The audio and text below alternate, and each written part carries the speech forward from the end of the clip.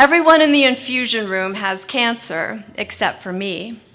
Me and the nurses who care for the people who have cancer. The nurses care for me too. I have multiple sclerosis, and that's bad. But in the hierarchy of serious illness, cancer is worse.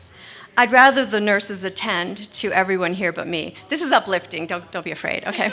I know, that's like, oh no, a cancer story, oh my God. Okay, we patients, not many of us today, me and two otherworldly beautiful hairless women with dark eyes shining against pale skin, sit along the walls of this bright open space, staring out picture windows with views onto snow-capped mountains or into the gas log fire in the stone hearth fireplace, waiting for transporting sleep.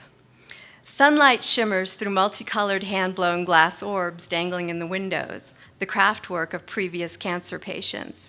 We sit apart from each other in blue vinyl recliners, each to our own little Naugahyde islands, IV units blinking. The room is usually quiet except for the electronic trills that alert the nurses to an empty chemo bag or a collapsed vein. Today, though, music is playing, classic country. Music I didn't know I liked till Johnny Cash starts singing about how he'll go down, down, down through a burning ring of fire. Thank you. Everyone here knows about burning rings of fire. I've been coming here once a month for almost 5 years now, a long timer in a pass-through place. The unpronounceable drug I get here saved me from a prognosis of inevitable disability. I had been slowly sinking, constantly exhausted, cognitively addled, and unable to walk without a cane. The drug, a last resort after the 4 different self-injectable medications I had tried over 10 years had failed, was intended to stave off further decline. But it did more than that. After about a year of treatment, I started to improve, and the cane ended up in the deep recesses of the hallway closet. To the untrained observer, I pass as a healthy person. Now Patsy Cline is walking after midnight in another story I didn't know I loved until I hear it here. Patsy sings her story. Everyone here has a story. Symptoms, tests, diagnoses, prognoses, the shock of hearing words you'd never, ever expect to be spoken in reference to yourself. Painful conversations with people you love, procedures, surgeries, strategies, side effects, uncertainty, fear, and more fear. The stories are similar, the stories are unique, but nobody tells the stories. They are silently understood through meaningful glances or lingering smiles, the gestural code of an exclusive club that nobody wants to join. A few words may be exchanged, a quick hello or take care and good luck when an IV line is unhooked, a recliner vacated. Privacy here is expected, respected. Patsy Cline sees a weeping willow crying on his pillow when a lady I haven't seen before stomps in. Compared to some of the delicate skeletons I've seen shuffling around in here, her round, ruddy face screams vitality. The only thing that might indicate cancer patient is her neon lime green headgear, a hand-stitched turban bandana configuration I can't imagine anyone choosing to wear unless circumstances dictated. Despite the near emptiness of the room, she plops down in the recliner right next to mine and digs through a massive tote bag with a smiling chihuahua embroidered on the front. She spreads a handmade quilt across her lap, tucks it beneath her wide spread of thighs, turns to me and says, "Hey, I'm Bobby." "Hi," I say. I give her the proper smile and go back to the crossword I'm doing from a book of Easy Monday New York Times puzzles. "Hey," she says, "who are you?" I hesitate. I don't understand the question. Who am I here? A patient, someone in need of treatment? Or who am I out there? A friend, a daughter, a sister, a teacher, a gardener, a painter, a shopper, a food lover, an animal lover, an incidentally sick person currently enjoying a long remission. What does she want to know about me? I tell her my name. "Pleased to meet you," she says in a loud, scratchy voice, and reaches a red-orange, fingernailed hand toward me. I twist in my chair, the vinyl squeaking beneath me, and try to move my right arm in her direction, but it gets tangled in my IV line. "Sorry," I say, and take her right hand in my left, give it a little squeeze. Bobby says, "I haven't seen you here before. First round?" I sense that she wants to be my chemo buddy. I know I should tell her that I don't have cancer, that I'm here for something else, but I don't. "No," I say. I wonder why she doesn't notice that my IV is in my arm and not in a surgically placed portacath like all the cancer patients have implanted in their chests. I say, I've been coming here for a few years now. Maybe we came on different days.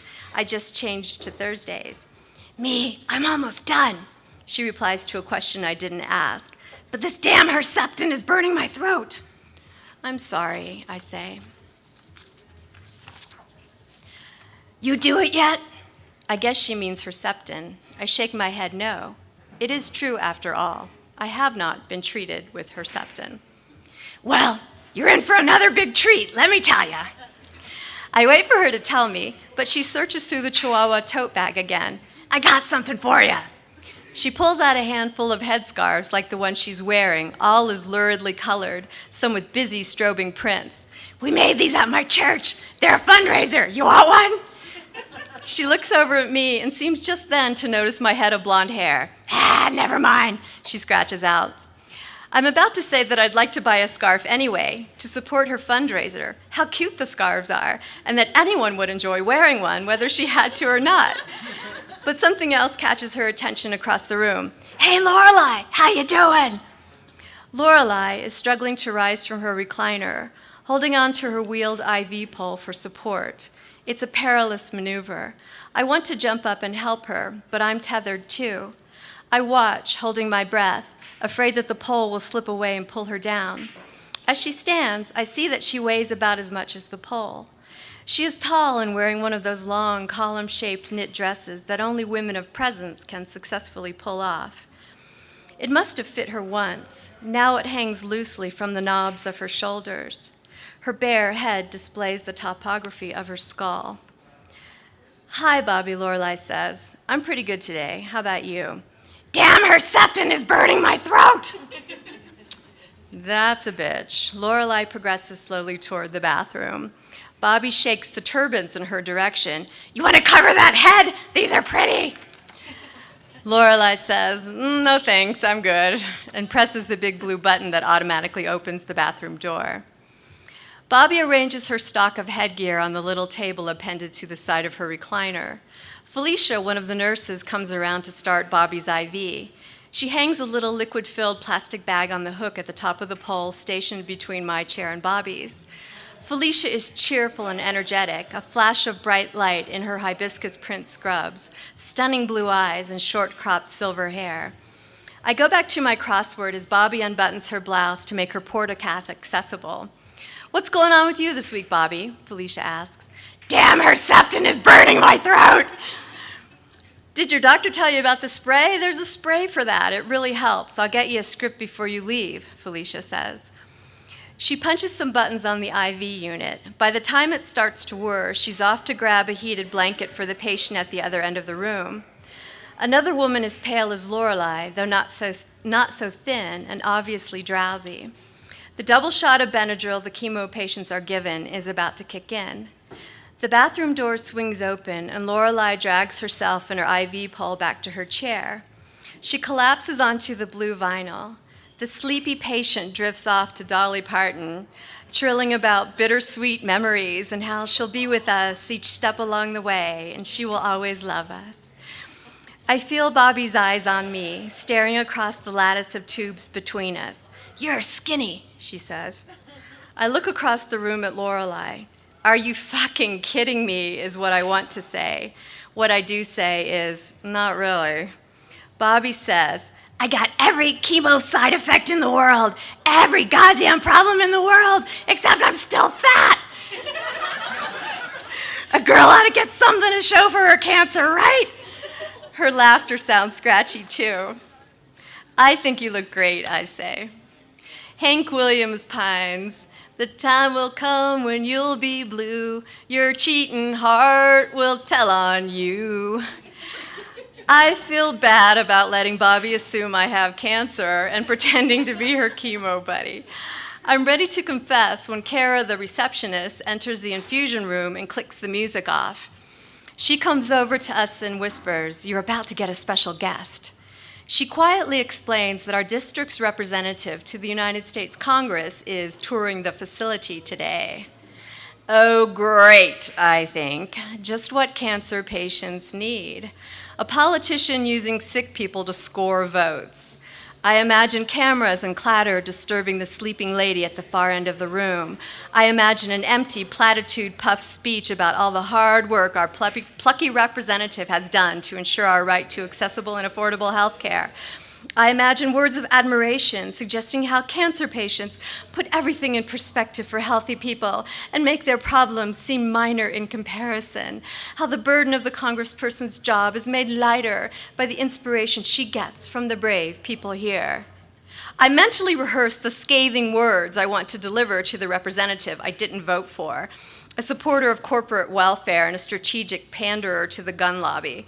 I am fuming, ready to yank the IV out of my arm and head for the nearest exit when the entourage arrives. The congressperson's entourage consists of one unassuming young guy wearing flannel. The congressperson is in casual slacks and a striped sweater. If I hadn't seen her campaign ads, I wouldn't have identified her as a special guest at all. She stands by the nurse's station and speaks to Felicia so quietly that I can't make out a single phrase of what she says. She briefly scans the room, eyes barely raised, shakes hands with the two other nurses, smiles at them, and leaves. That's it, the dignitary's entire visit. The sleeping lady still sleeps. Lorelei, earbuds in, searches her iPod. Bobby tidies her headscarf display. And me. I know why I want to pass myself off as Bobby's chemo buddy and the chemo buddy to everyone here. In here, politicians who, out there, would grandstand and glad hand are humble and considerate. In here, I love country music and would happily purchase a chartreuse tie-on turban. In here, even though everyone is fully justified in feeling angry, anxious, impatient, desperate, and hopeless, nobody complains or criticizes. Nothing is rushed. Voices are never raised. Smiles and kind words are the only currency. In here, courageous battles are fought and won. A few are lost. I've seen the thumbnail-sized photos in the obituaries. Faces, smiling faces vaguely familiar. I've come here for many years now, but this unexpectedly serene and beautiful place doesn't belong to me. It's here for the chemo patients. And I want to be one of them, to fully inhabit their experience, to be as strong as they are. But I'm the outsider, coping with a long, dull slog, feeling strange, inexplicable envy for a heroic struggle that has an ending, any ending, happy or not. As soon as I have the thought, I am ashamed of the thought. I lay my head back and close my eyes, succumbing to the weirdly soporific quality of the IV machine's pulsating hum. The music comes back on.